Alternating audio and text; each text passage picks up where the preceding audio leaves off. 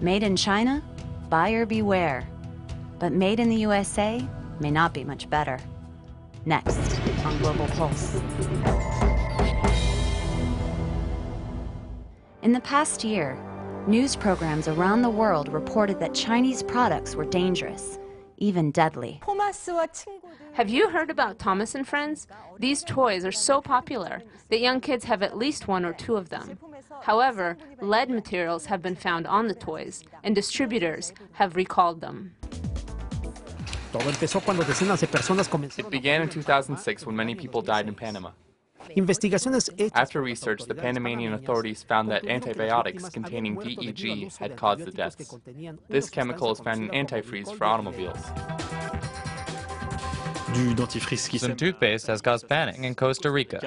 Hundreds of tubes were seized because they contained a highly toxic chemical usually found in antifreeze. China's English language news service, CCTV, presented China's defense. Last Friday, the FDA warned consumers to avoid using toothpaste labeled as made in China.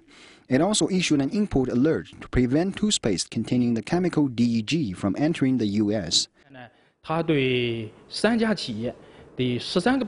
the toothpastes registered with the FDA and approved to be distributed in the United States, so the seizure and warning are neither scientific nor responsible. Chinese scientists insist low levels of industrial solvent DEG are harmless in toothpaste. According to an EU food standard, it's safe for a person to consume 0.5 milligrams of DEG per kilogram of body weight. The BBC reported how tainted products inside China spelled tragedy for one Chinese family. Last year, Guo Ping's only child, Liu Sicheng, caught a cold. So her mother gave her antibiotics. Just a little bit, she says. Then the girl died. At the end of the room, 6-year-old Du Haipeng lies still. He was given the same cold medicine last year, and now he's brain damaged. After faulty drugs hurt individuals worldwide, China finally took action.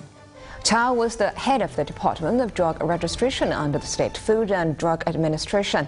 He was convicted of taking bribes worth more than 2.4 million yuan and a dereliction of duty. When tainted products turn up in the U.S., it is the Food and Drug Administration that's supposed to catch it.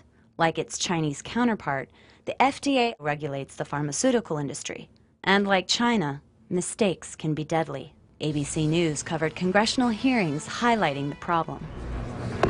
Today, lawmakers wanted to know why the FDA still doesn't know whether Avandia increases the risk of heart attacks. In other words, after 8 years on the market and with 1 million Americans taking Avandia, the FDA can't say for sure it's safe.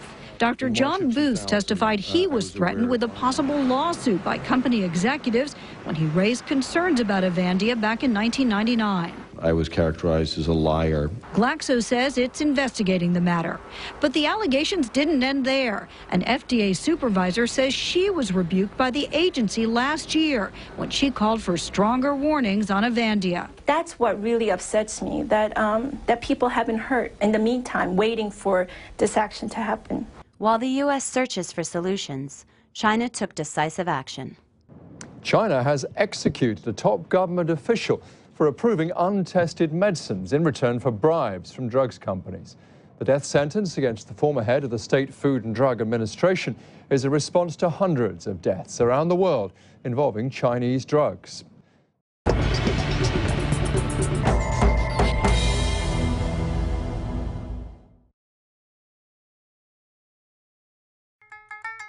This program is brought to you by Link TV for educational and non-commercial use only.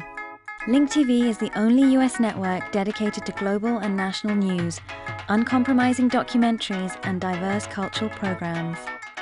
Programs which connect you to the world.